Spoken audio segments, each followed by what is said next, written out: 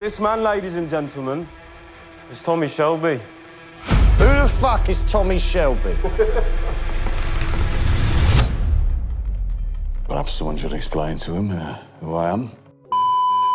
It's been 4 years since we last saw Cillian Murphy play Tommy Shelby, but it has been 7 in the world of Peaky Blinders, with the Immortal Man taking place in 1940s in the middle of World War II. Tommy's gone grey, living in a haunted mansion with Johnny Dogs, and is spending his days in introspection, writing a book trying to intellectualise his PTSD rather than confront it. The former king of Small Heath is tormented more than ever by his past, still dealing with the flashbacks from Flanders, but now also seeing visions of his dead daughter Ruby and talking to his family's graves. Tommy's eldest and illegitimate son Duke, played by Barry Keoghan, is back in Birmingham attempting to emulate his old man and gain the same power and respect, but he's using their estranged relationship as the template. Duke wants in on the famed family business, but instead of having his father there to show him the ropes, he's unravelling his legacy. With The Immortal Man, writer Stephen Knight and director Tom Harper have delivered a satisfying yet bleak final chapter of Peaky Blinders.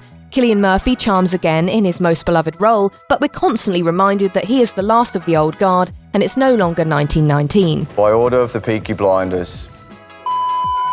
In The Immortal Man, the Peaky Blinders are not as we know them or love them. Tommy's reclusive sabbatical has left Ada trying to uphold the family name as the local MP, but another Shelby is literally dragging it through the mud. Barry Keoghan's reveal as Duke is excruciatingly teased. The camera follows behind his infamous peak cap before we're finally allowed to see the heir to the throne. Keoghan is a believable Shelby. He's got the expressions, he's got the look, as Ada quips, but Duke has not inherited the values held by the original clan. But is that truly his fault? Fueled by abandonment and a desperate desire to prove himself on his own merits, Duke resorts to what he thinks the Peaky Blinders are: fighting, no fucking fighting, stealing from the community, and accepting the allyship of whoever happens to be the highest bidder. And in the setting of World War II, the highest bidder is a fascist. What a stark contrast from Tommy's leadership. From plotting to assassinate Oswald Mosley in Season 5 to now siding with the Nazis.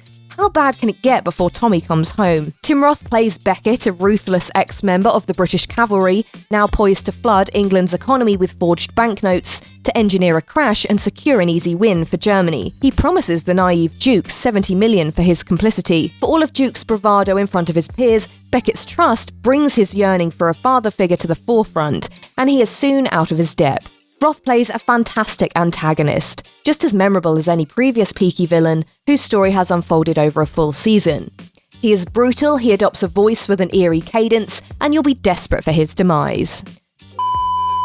Tommy Shelby's self-imposed isolation took a long time to end. The main reason any of us are going to see Peaky Blinders: The Immortal Man is to witness Tommy Shelby morph back into his old self and then walk in slow motion with his coat billowing behind him towards the garrison. Director Tom Harper makes us wait a long 45 minutes before we get the wardrobe shot of the cap going on to a punk rock soundtrack, and then a further 25 before the bell tolls on Nick Cave's Red Right Hand. Nevertheless, it's still immensely satisfying to see him ride down the streets of Birmingham on a black horse, with onlookers essentially touching said coat in Christ-like fashion. How he got to this point is less satisfying. Rebecca Ferguson stars as the enigmatic Cowlow, who, as Duke's aunt, takes it upon herself to lure Tommy back and into bed. Tommy has been suffering from debilitating PTSD and guilt over his family's fate for years, and for us watching for the best part of an hour. Yet after doing the deed once, he seems completely ready to return to Brum. When he finally catches up with his son, the pair fight in the thick mud of a pigsty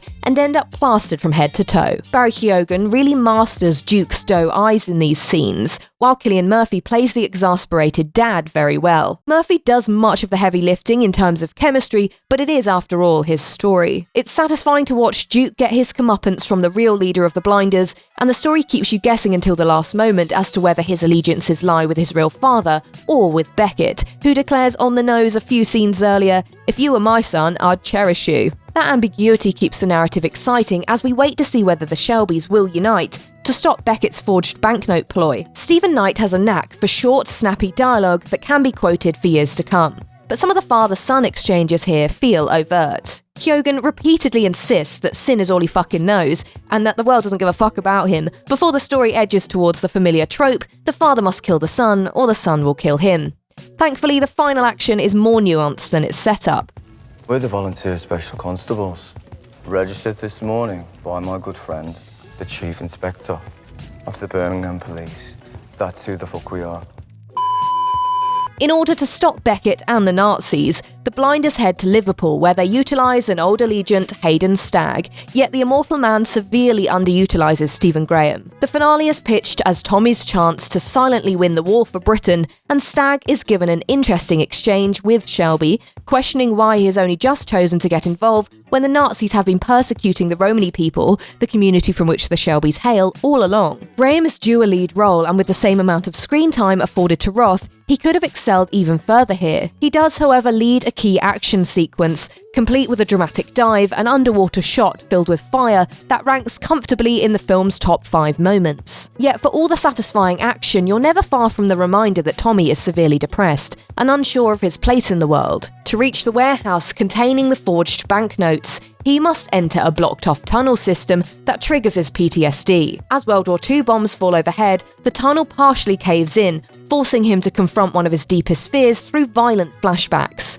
It's clear Tommy will always be troubled. There is no clean escape from his own mind, especially now with most of his trusted family gone. Fans of Peaky Blinders action sequences won't be disappointed by the Immortal Man's culmination, but whether the film truly matches the spirit and excitement of the original 6-season run remains debatable. There are strong lead performances from Cillian Murphy, Sophie Rundle, Rebecca Ferguson and Roth, but we're reminded of those who are missing. Helen McCrory's Polly Gray and Annabelle Wallace's Grace. Yet there's no denying that The Immortal Man feels like one last hurrah for those still willing to take part. It carries the essence of the original Peaky Blinders, but the victories don't land with the same satisfaction when your lead character is so clearly unhappy. It feels as though we've come as far as we can with the series, a fun way to go out but unmistakably a bridge between its heyday and a new generation. Peaky Blinders The Immortal Man is a haunting look at the legacy of Cillian Murphy's Tommy Shelby. The story relies heavily on familiar choices: the father must kill the son, a man having a revelation after a sexual encounter, and a villain standing in as the much-desired male role model. But does cliché matter when it's Cillian Murphy playing the part? The Academy Award winner is as charismatic as ever with his performance, and it grips you until the very end. The Immortal Man, while obvious at times,